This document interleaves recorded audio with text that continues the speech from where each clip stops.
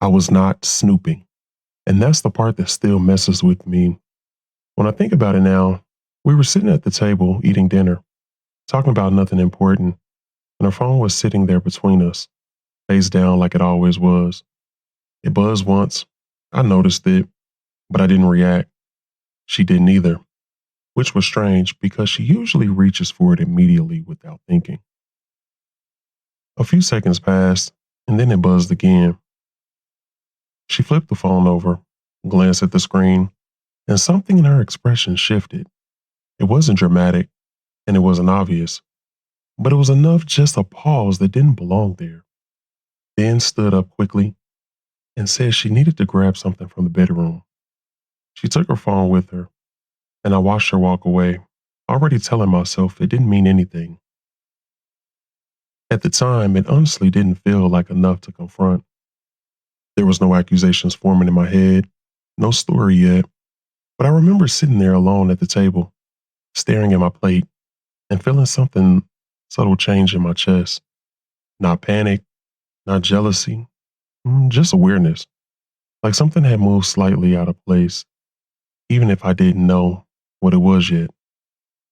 We've been together for a little over 3 years, and nothing about our relationship felt unstable. We lived together, split bills, shared routines, and talked about the future like it was already decided. Our life was predictable in a way that felt safe. Weekend nights on the couch, weekend errands, inside jokes that didn't need explaining. There were no explosive fights, no accusations, no moments that made me question her loyalty. That's important because when people hear what happens next, they usually assume there were warning signs. There weren't. She wasn't careless or impulsive. She was methodical, patient, thoughtful in a way that I had mistaken for maturity. But looking back, I realized she wasn't just good at lying, she was good at planning. Later that night, she fell asleep before I did. The room was dark, quiet except for her breathing, and her phone was charging on the nightstand. I was just starting to drift off when it buzzed again. Once, then a second time. I reached over to silence it so it wouldn't wake her, and the screen lit up in my hand. I saw the same name I noticed earlier. I didn't recognize it. The message preview was still visible, and it said, "Did he believe you?" I stared at those words longer than I wanted to admit, long enough to hope I was misunderstanding something, long enough to try to imagine a harmless explanation. None came. I unlocked the phone. I know how that sounds. I know how people judge that moment.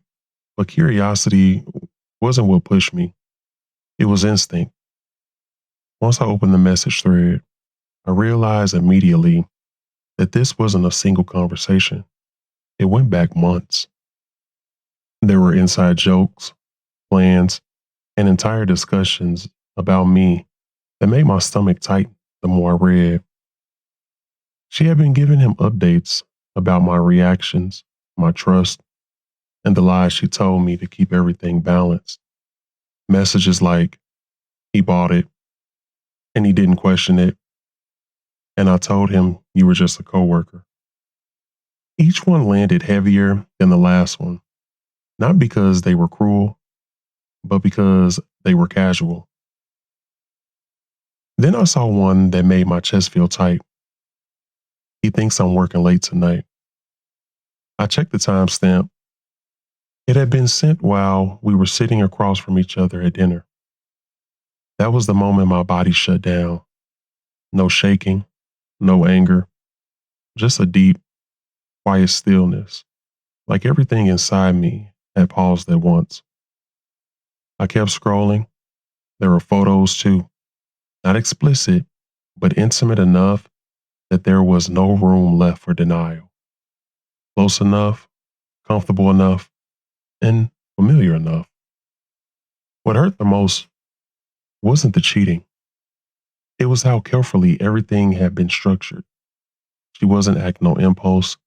She had no systems, excuses prepared in advance, backup plans layered on top of backup plans.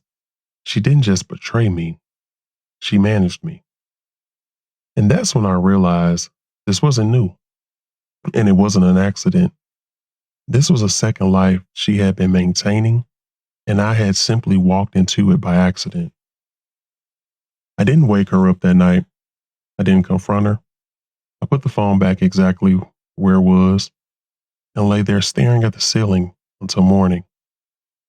My mind kept replaying old conversations, searching for cracks that weren't there. I thought about trips we planned, promises we made, moments I trusted without hesitation. The next day, I watched her like I was meeting her for the first time. Every smile felt intentional. Every casual touch felt calculated.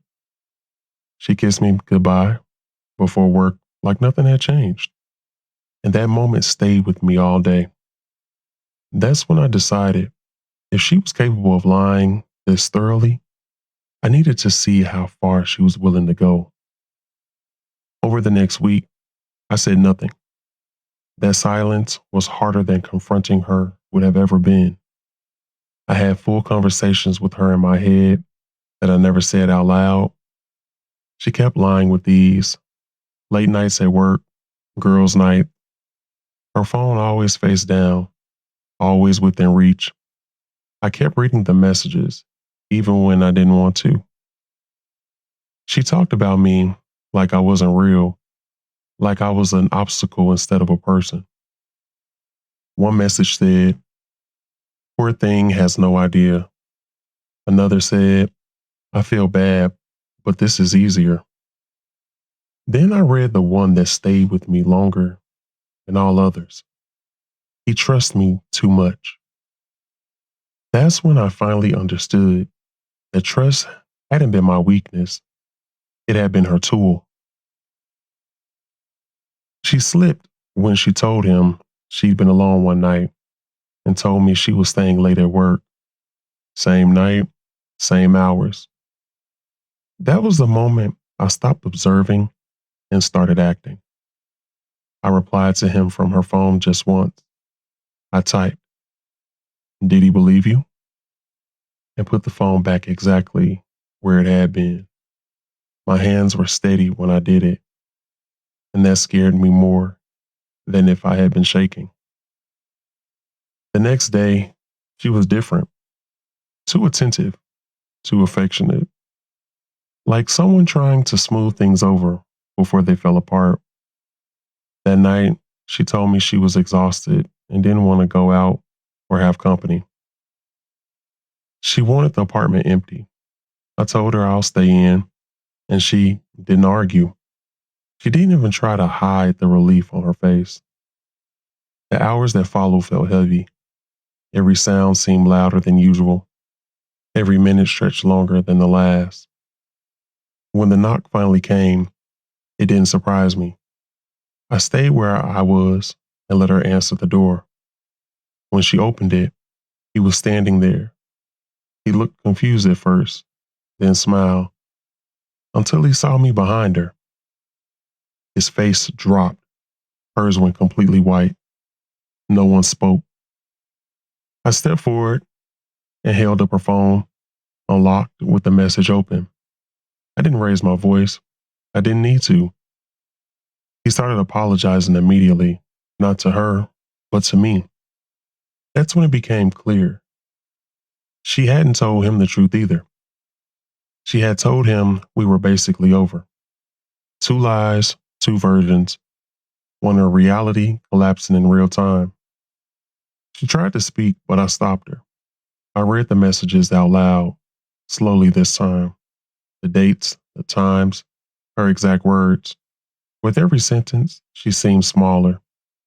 She shook her head again and again, like denial could undo what was already said. When I read, "He trusts me too much," the room went silent. That one didn't need explaining. That's when he spoke quietly and said, there was something else I should know. She panicked and told him not to say it, but it was already too late. He told me she'd been seeing him longer than she'd admitted, not months, a year. While we were planning trips, talking about the future, and building a life together, she hadn't just cheated, she had staged an entire relationship. She collapsed after that, crying, begging, saying my name like it still meant something. Watching her, I realized something that hurt more than the betrayal itself. She wasn't sorry she did it. She was sorry it was over. I handed her phone back, looked at both of them, and told them they deserve each other. Then I walked past him, out the door, and didn't look back. I blocked her before I reached my car. I didn't pack. I didn't explain. I left everything behind. The last thing I saw in my mirror was the two of them standing there in silence, finally facing the truth with no one left to lie to.